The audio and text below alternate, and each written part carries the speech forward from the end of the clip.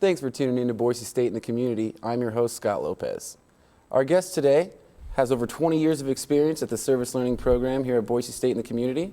Please welcome in Dr. Caile Spear. Thank you very much. I appreciate being invited.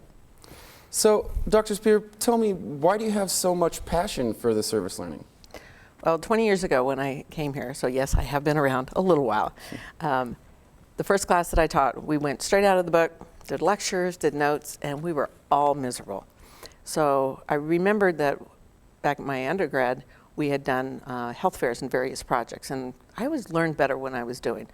So I contacted one of the people in the department and said, I understand you used to do a health fair, and do you do that anymore? And she replied no, and I asked if we could take it over, because the intent of the class was to plan, implement, and evaluate a community-based project.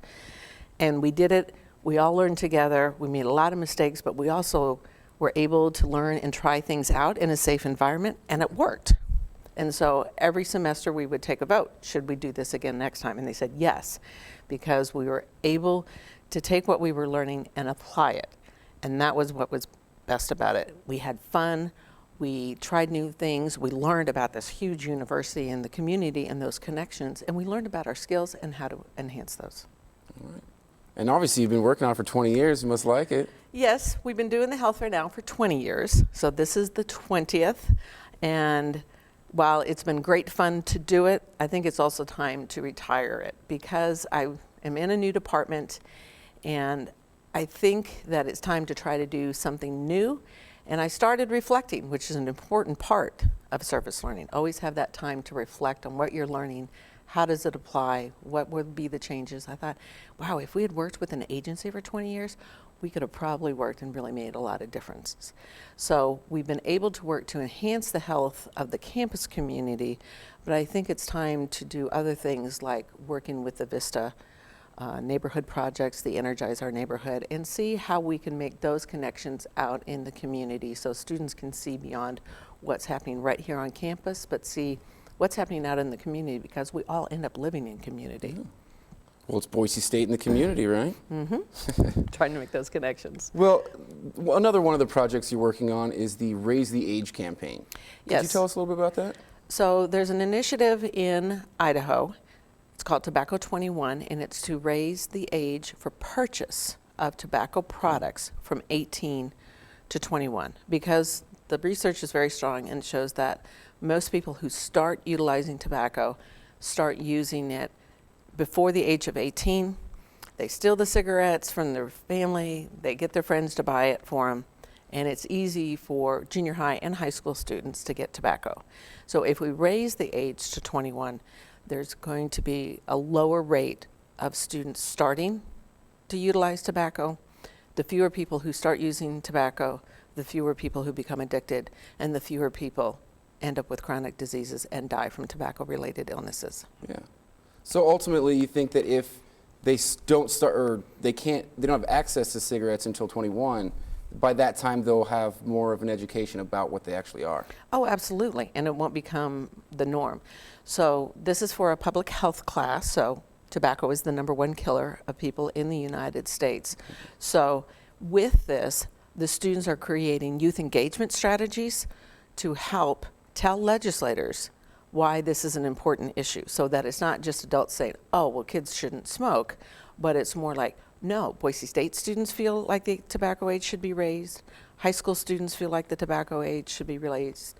Adults within the community, lots of different people. So students are doing projects like postcards and Write Your Legislator. They're also doing educational campaigns. They're doing surveys of high school students, of college students. They're going to have a booth at the health fair. Oh, yeah. They're going to be doing petitions. So doing all different kinds of strategies so that when this bill comes before the legislature, it's not just going to be the Tobacco 21 Coalition, but it's going to be people from across the state that say, listen, this is something that's important. These are lots of voices that you need to pay attention to. So we're really trying to raise the noise level. All right, sounds like a worthy cause. I actually snapped this picture. It's a picture of one of those little libraries you put up. I passed it on my way to work the other day, and I figured we'd show it. Could you tell us a little bit about that program? Yes. So several years back, one of my former students who now works in the city of Boise, we were talking about what could we do in connection with our UF 200 class, the Civic and Ethical Foundations class. So again, trying to help, how do we connect with our community?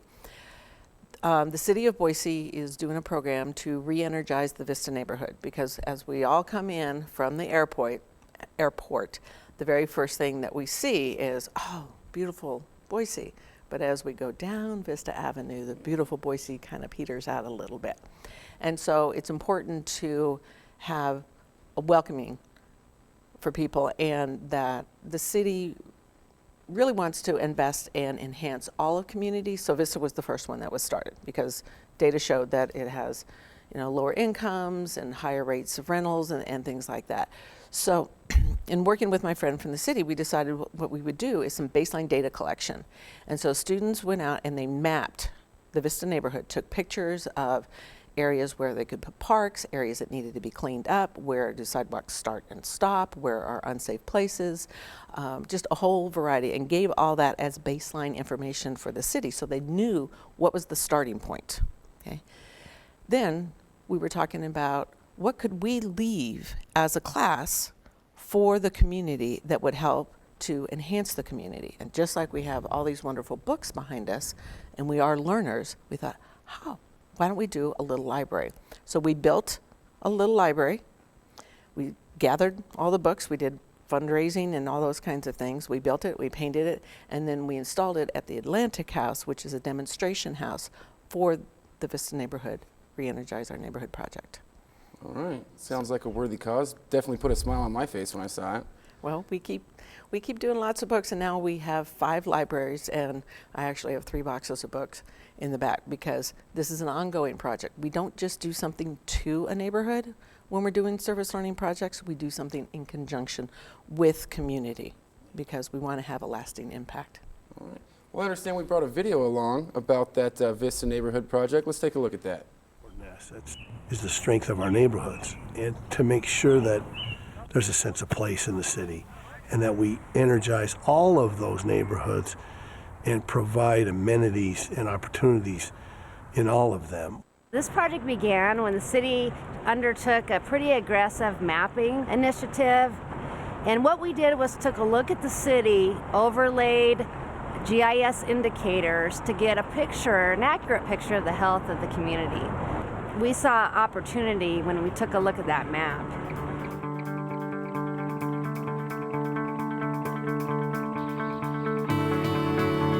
The view is what caught me, because it's sort of up above the city. You're looking out over the mountains. It was just almost perfect. Well, it is the gateway to the city. It is the first thing people see when they come down from the airport. Well, there's just so much value here, and it's in the people. There's a great community that lives in the Vista neighborhood, and what this can be, the potential, is just amazing to me. About a year ago, we moved to the location here on Overland and Vista. It's a very central location. We're close to downtown, close to the highway. This location is really perfect for what we do. What we've tried to create here is an old school tea house where there's good food, healthy food, tea, a place where people can sit and relax and feel the world just go away. It is a great neighborhood, and one that we want to make even better and make sure that its vibrancy and vitality are really secure for decades to come. One of the interesting things that I observed about the Vista neighborhood is how Vista Avenue itself really bifurcates the community, how Vista itself creates a very real, tangible traffic barrier. It's a barrier to children accessing resources for safety reasons. It's a barrier to folks who need transportation from one resource that might be on one side of the street versus the other. Vista has just kind of become a dividing line between economic groups, if you will. There's a lot of road improvements that need to happen. There's an extreme lack of sidewalks in a lot of areas. The Vista neighborhood is the lowest median income, average sales price for housing. So there is so much room for improvement that you can't help but make positive change.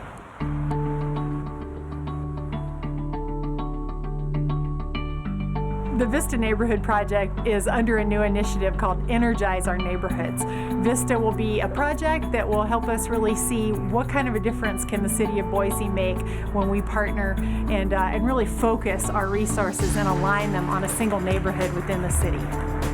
It's a focus on how we're going to revitalize a lot of our neighborhoods across the entire city. And this is where we're going to start. We identified Vista as the starting point. We're going to learn a lot. We're going to build some plans, and we're going to try to replicate this across the entire city, customizing it for each neighborhood, but learning as we go. Not only do we have residents providing input, we have residents involved in designing the strategies, and that's what makes this project unique. It is a really exciting time, and I think the neighbors, the neighborhood associations, all the neighbors themselves, the civic organizations, seeing that kind of response really excites everyone. There's no place like home. We're home. We're here, and this is where we're going to stay.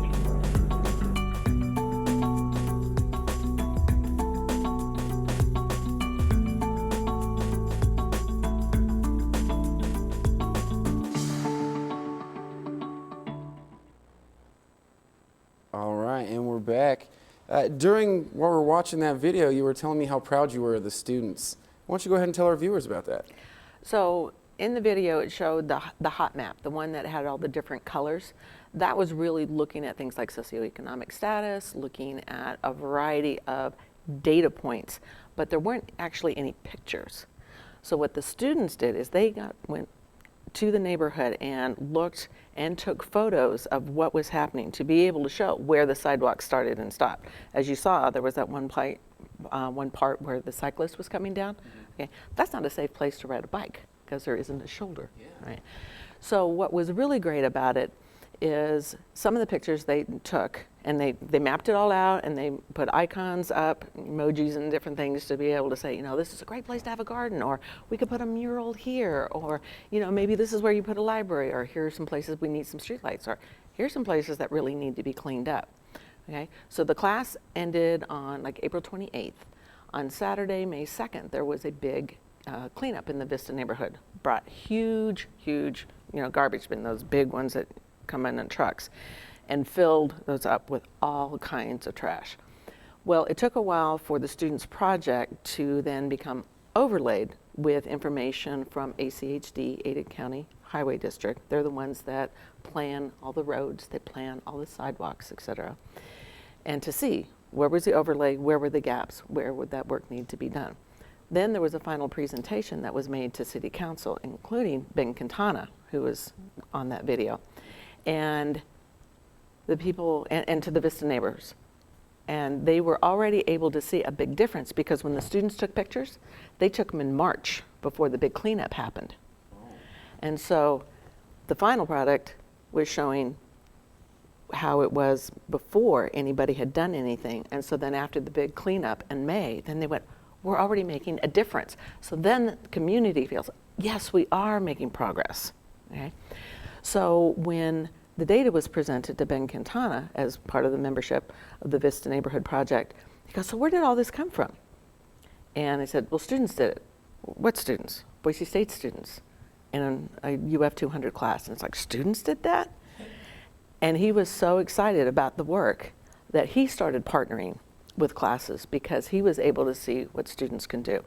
That's another important thing about service learning. Too often, we say, go through these classes, you're going to get the degree, and then poof, magic, now you can do things. No, we have to be doing things the whole way. We have to be learning all the time as we serve our community. Absolutely. So what other classes are you utilizing service learning? Right.